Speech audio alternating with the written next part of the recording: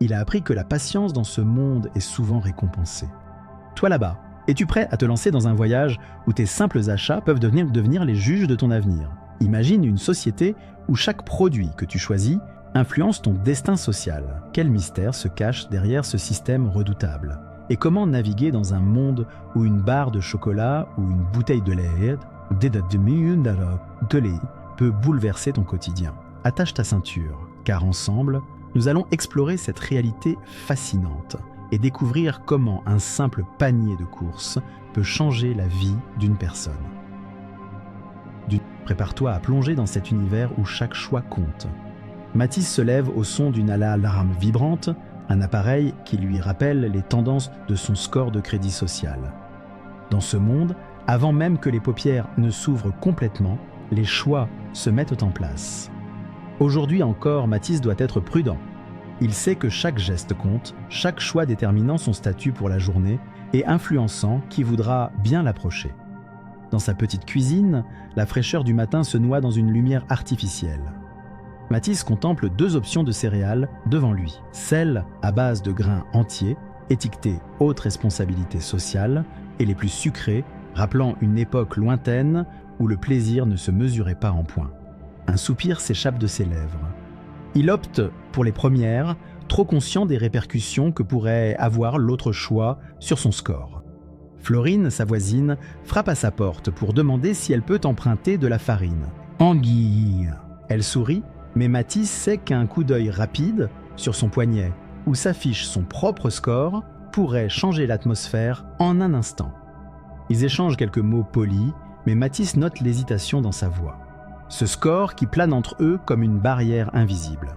En partant pour le travail, Mathis vérifie mentalement sa liste d'achats, conscient de l'impact potentiel de chaque petit article. Passer devant le café du coin, avec ses viennoiseries alléchantes, est une tentation qu'il ne peut rarement s'offrir. Le coût est trop élevé, non en monnaie, mais en points. Sans parler du fait que d'acheter sur un coup de tête affecterait sa réputation. Mathis prend le métro, une mode de transport étiquetée encouragement économique, réduisant un peu plus son stress quotidien. Les employés de la station arborent tous un badge indiquant leur score de conduite sociale. Ces chiffres deviennent la norme, plus déterminants que les prénoms ou les sourires. Au bureau, l'angoisse de la réunion planifiée pour l'après-midi pèse sur lui. Sa performance est directement reliée à son score. La journée se termine lentement et Mathis rentre chez lui épuisé par les micro-décisions incessantes. Le moindre faux pas dans cette réunion pourrait affecter ses futures opportunités de promotion. Son manager, un homme d'une 50aine d'années aux cheveux poivre et sel, a atteint un score presque idéal, ce qui lui confère un pouvoir considérable dans cette hiérarchie dystopique. Mathis sait qu'être vu en sa compagnie pourrait rehausser sa propre position, mais il n'ose pas trop prendre de risques. Durant la pause déjeuner, Mathis se dirige prudemment vers la cantine. Il passe devant des collègues rassemblés, analysant les nouvelles tendances en matière de consommation durable, leurs regards scrutant chaque plateau pour juger silencieusement les choix de chacun. Cela le rappelle constamment combien la vigilance est essentielle. Chaque bouchée avalée, chaque produit choisi, attend d'être enregistré et ajouté à son bilan de la journée. De retour à son poste, un message illumine son écran, une alerte sur une offre à durée limitée d'un produit récemment classé comme favorable au score social. Un dilemme s'installe. Devrait-il prendre le risque de l'acheter malgré les commentaires controversés? Après une brève évaluation, Mathis choisit d'attendre. Enfin, seul, il se permet de respirer un moment, avant de consulter une dernière fois son score. Aujourd'hui, il a réussi à maintenir une position stable. Ce sera une soirée à la fois paisible et monotone, alors qu'il prépare le repas en pensant au choix du lendemain. Ainsi se déroule la vie de Mathis, comme celle de tant d'autres, dans une société où chaque détail compte. Une machine bien huilée, où le libre arbitre devient une illusion, piégée dans les chiffres dictant leur vie. Sa seule échappatoire, l'espoir ténu qu'un jour, l'impact de ses choix sera plus véritablement humain et moins calculé. Mais pour l'instant, il se contente de l'essentiel, maintenir sa valeur dans ce monde où même un panier de courses simple pèse lourd. Dans ce monde où les achats dictent votre valeur sociale, la technologie joue un rôle central et omniprésent. Chaque geste, chaque passage à la caisse est scruté, analysé, stocké dans des bases de données titanesques. Imaginez-vous un instant dans la peau de notre protagoniste, naviguant avec précaution parmi ces systèmes intrusifs. Quand il fait ses courses, les capteurs intégrés dans son téléphone évaluent instantanément chaque choix. Une boîte de chocolat? Pas sûr. Un oubli de produits écologiques? Attention aux conséquences. Les réseaux sociaux ne sont plus seulement des plateformes de partage d'actualités ou de photos de vacances. Ils sont devenus des indicateurs de comportement. Les publications de Matisse sont mesurées à l'aune de leur implication sociale. Un like de trop sur une photo jugée inconsidérée peut faire plonger son score. Et les algorithmes, toujours en arrière-plan, ajustent constamment son classement dans cette société hyper connectée. Quant aux interactions, chaque rencontre, chaque relation est influencée, pour ne pas dire dominée, par ces chiffres. Une invitation à dîner n'est plus une simple cordialité, mais une évaluation stratégique basée sur la compatibilité des scores. On ne choisit plus ses amis pour leurs qualités humaines, mais pour ce qu'ils peuvent rapporter en termes de points. Une grimace ici, une hésitation là et la tension est palpable, chacun cherchant à maintenir l'équilibre fragile de son statut numérique. Dans ce climat oppressant, le bien-être est souvent relégué à l'arrière-plan. La pression de la perfection constante pèse lourd sur les épaules. Pourtant, notre protagoniste a appris à développer ses propres stratégies de survie. Comme méditer quelques minutes chaque matin, visualiser des scènes de tranquillité qui lui rappellent que, hors des scores, il existe toujours une place pour la paix intérieure. Mais même pour lui, le défi de jongler avec cette réalité sans pitié n'est jamais simple.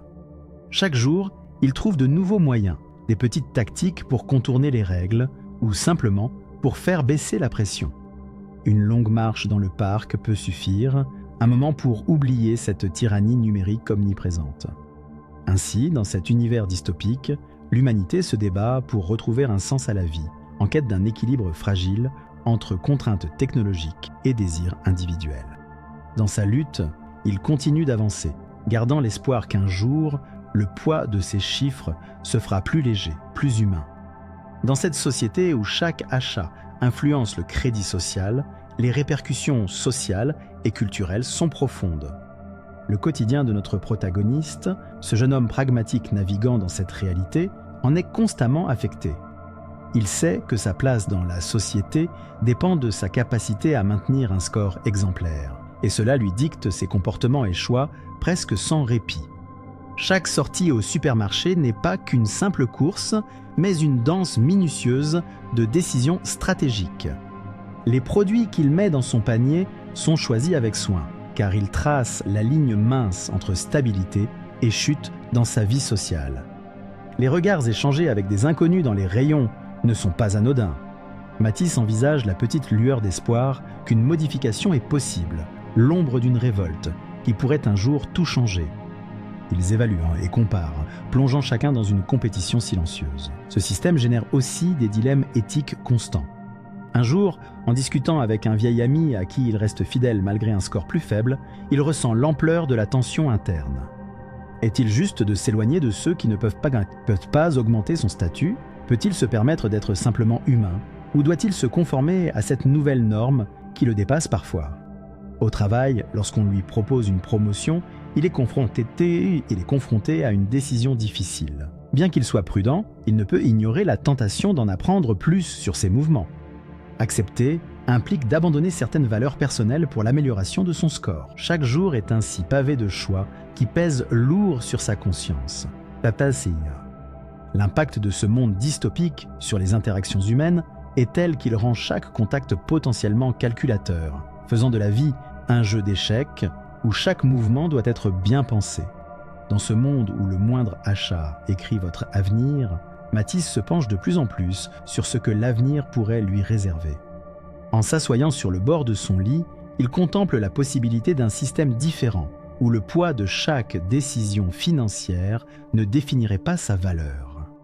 Il imagine un futur où les personnes sont jugées pour qui elles sont réellement, et non pour les produits qu'elles consomment.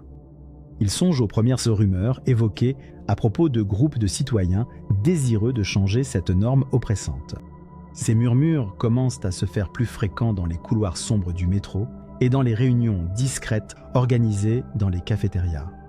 Les conversations clandestines lui parlent d'une philosophie de préservation des libertés, de la valorisation de l'authenticité humaine plutôt que des seuls scores numériques.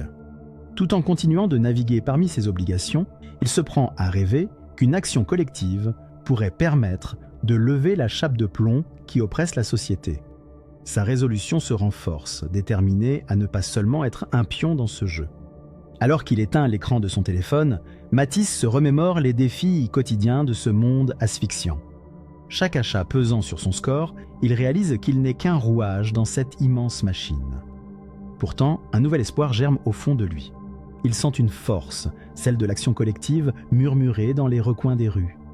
Matisse s'engage alors à rejoindre cette lutte pour réinventer un système plus humain, plus juste.